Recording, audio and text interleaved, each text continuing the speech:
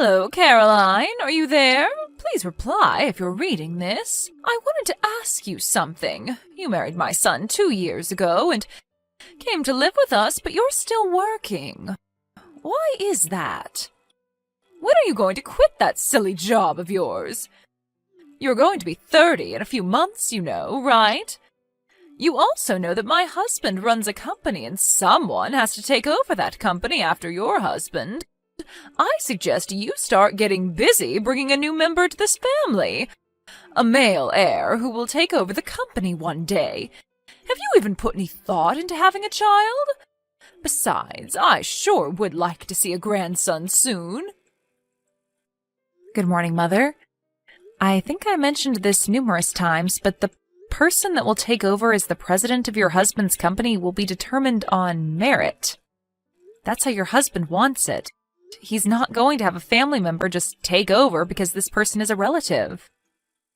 Well, that's all very virtuous and all, but that's not the real world, Caroline. In reality, my husband's company has been run by 3 generations of this family. It's been handed down from father to son for generations, and our company has profited because of it. Merit alone will not suffice. There is a little thing called tradition, which you seem to be lacking, Caroline. It has already been decided that your husband James will eventually take over as the next company president, and after him his son, my grandson. Yes, well, tradition is all very good and all, but times have changed, Mother. I'm not saying it's wrong. If the person taking over is competent, whether that be James or someone else, I'm all for it. Will you stop contradicting me? You always find a way to refute everything I say. My husband has informed me that you are a very competent and reliable employee, but your competence and this issue are completely different. You are in no position to determine company policy. You're just another employee. I suggest you keep your nose out of it. I think that applies to you more than it does to me, don't you think? Pardon me? The person that will be promoted to that position concerns all the employees, and that person's decisions affect us all. You've never in your life worked at your husband's company. It seems obvious that it's you that has no right to decide who becomes the next company president or any other position. How dare you? How could you say that? I'm this company president's wife, for God's sakes. I certainly do have the right. Yes, I'm quite aware of that, but that makes no difference whatsoever. Makes no difference? Have you lost your mind, Caroline? I'm in possession of all my faculties, thank you. Do you really think that just because you're the president's wife that you can make such an important decision? Well, I have the right to. Just doesn't seem logical to me is all. This is getting nowhere. All you have to do is just stop complaining and work on giving us a grandson so that someday he will be able to take over this company and continue this long-established custom. If you have time to spurt such nonsense, I suggest you use your time more wisely by having a child. Right now, I'm giving my work priority above all, and I've talked long and hard about this with Jim. Pardon me?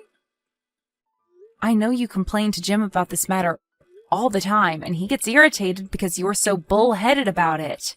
But could you not take that frustration out on me? I have other things to worry about.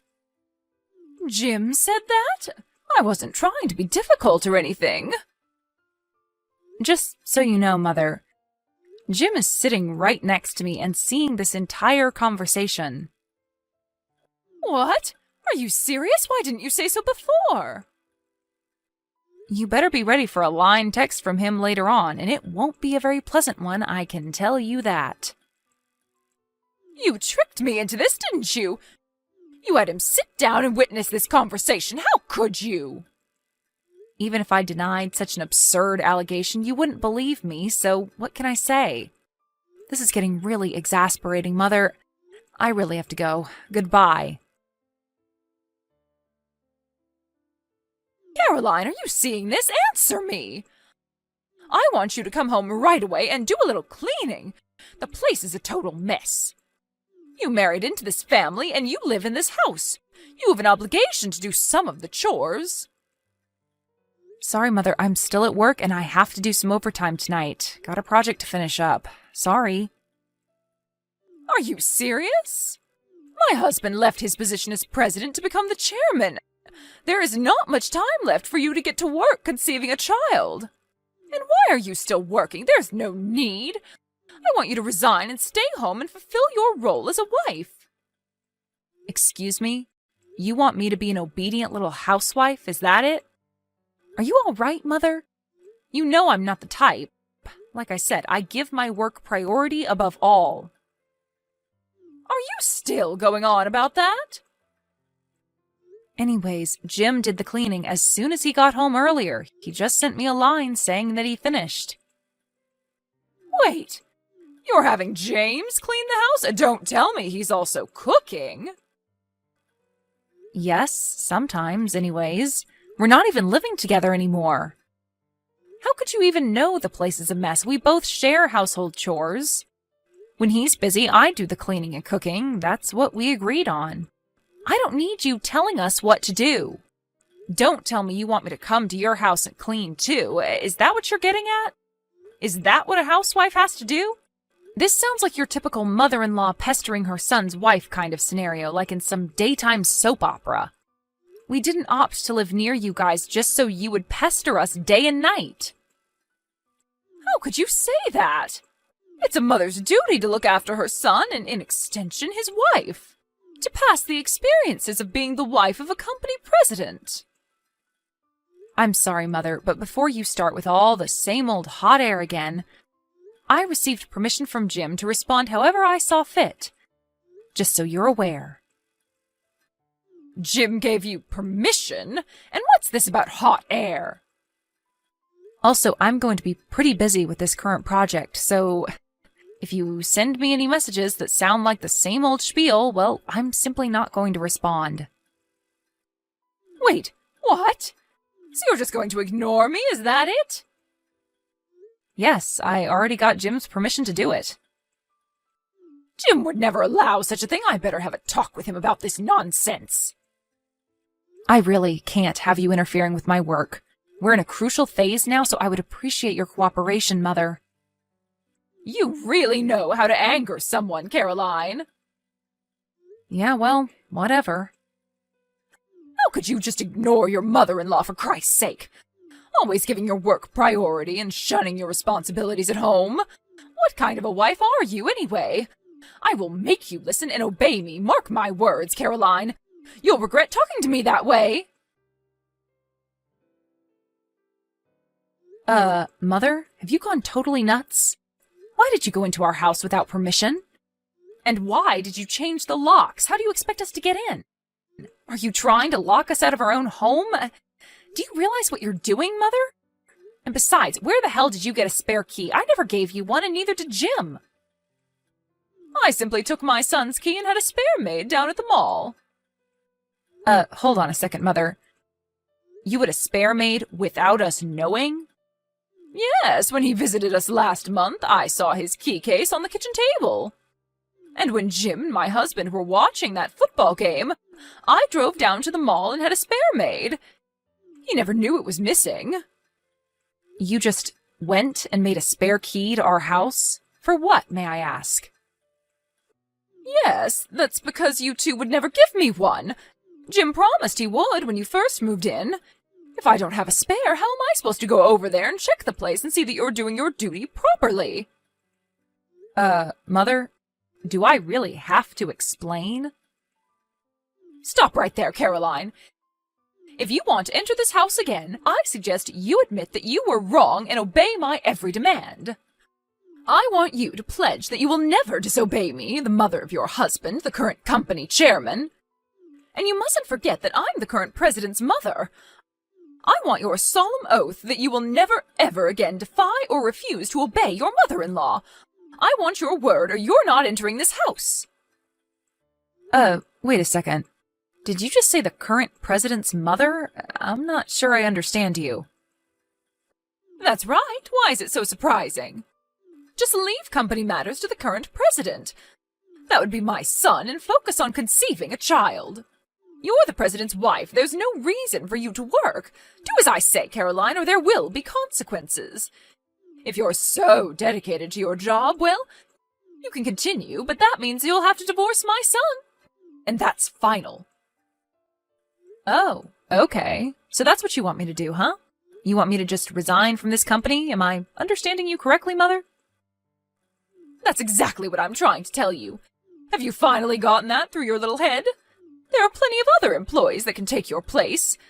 That's what a company is for. You work, and when your time comes, you retire to raise a family. It's the normal course of things. Simply just resign and focus on bringing us a grandson. That's your role. It's about time you learned that, Caroline. Oh, okay, Mother. That means we'll just have to see the demise of this company, I suppose. You're joking, right? The company won't go under just because one of its employees resigns. You hold yourself in too much regard, my dear. Mother, you never fail to astound me. I really thought you had the company's survival in mind and that you were serious in your concern regarding who would take over as president, but then you tell me that I have to resign, and not for the good of the company, but to have a baby. What are you trying to say, Caroline? My concern for the company and the family are clear-cut and logical. There is nothing irrational or unjustifiable about what I'm saying. Oh, but it is completely irrational in my opinion. Okay, so if you think what I'm saying is so irrational, then explain that to me. Which part of it is it that you find so unreasonable? Like I said, you attach too much importance to yourself. It embarrasses me whenever you applaud yourself, extolling the virtues of your own work all the time. I mean, how arrogant do you have to be to say the company will go bankrupt if you quit? My God, the audacity! Mother, I hate to tell you this, but I'm the new president of the company. Say again? What did you just say? I said, I'm the new president of the company. I recently took over. I'm surprised you didn't know. Stop joking around, Caroline. I'm serious. This is no laughing matter. This concerns the future of our family. The next president has already been determined, ever since he was born, as a matter of fact. How could he give that position to you, please? Then why don't you ask your husband or contact Jim right now and ask him? They will both tell you the same thing. Or you could even call the office and every employee there will tell you the same thing. This is some kind of prank, right? And what about James? What's James going to do? If he's not president, is he just a regular employee? That can't be. Jim's set to resign by the end of next month. Again, I'm surprised you didn't know. Resign?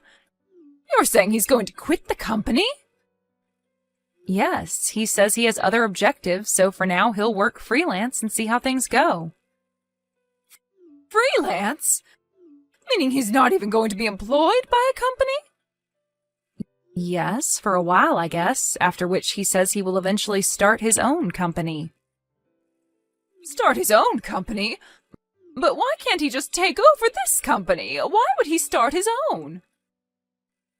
Don't tell me you don't even know about that. I thought for sure you would know that. I didn't realize there was such a lack of communication in your family.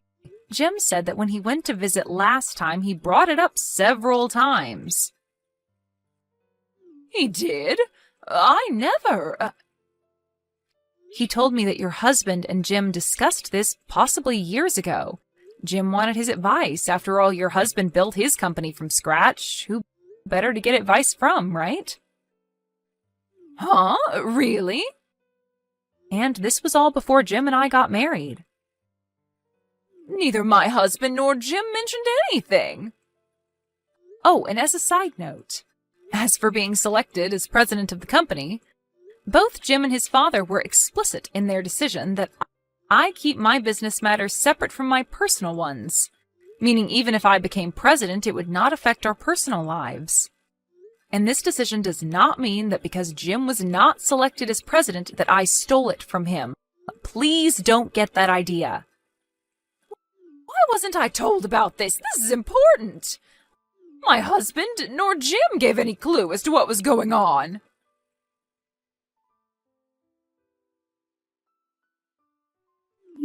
Caroline, answer me right this second. Why is my husband divorcing me? What did I do that was so wrong?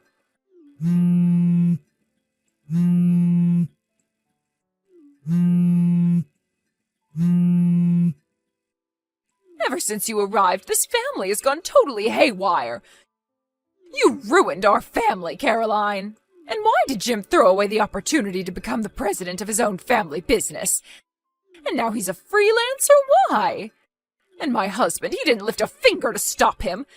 As a matter of fact, he encouraged him to quit and become a freelancer. What has gotten into everyone? You put a jinx on this family, Caroline. But the worst was yet to come. They appointed you as the next president of our company? How did you manage to dupe everyone? And now my husband wants a divorce? This is like some nightmare. Well, for one thing, you came barging into the offices of our company announcing to everyone of your status as the president's wife, screaming and demanding that your son be appointed president and that after him, our non-existent son, your grandson, be in line to take over after him. That didn't go over too well, especially with your husband. He was humiliated in front of all of his employees. Well, I only did that to protect our... If that security guard hadn't stopped you, you were going to come barging into my office and make a scene. Weren't you? But your actions were futile. A complete waste of time. Did you really think that you would be able to change policy or any decision the company makes? You have zero authority to make such demands. But I'm the president's wife. It doesn't matter, Mother. I'm sure your husband told you many times about his frustration with the old traditions. That generation after generation you select a family member as president. It just didn't sit right with him. He wanted a more merit-based system. He believed a more equal and fair playing field would allow the company to grow beyond its wildest dreams, instead of clinging to old traditions. No, he never meant those things. He was always a family man, always followed tradition.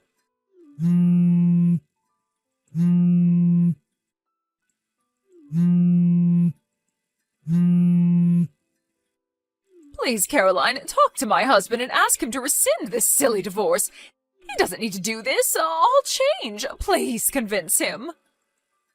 I really can't do that, Mother. It's really not my concern. Why? Why can't you at least do this little favor for me?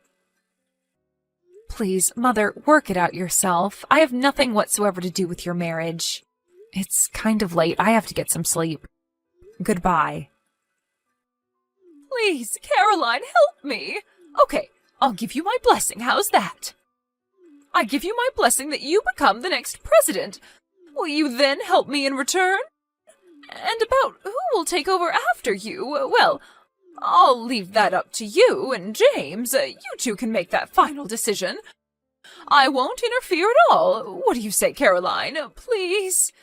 Please convince my husband to think it over. Please? Caroline, are you still there? Please don't cut me off.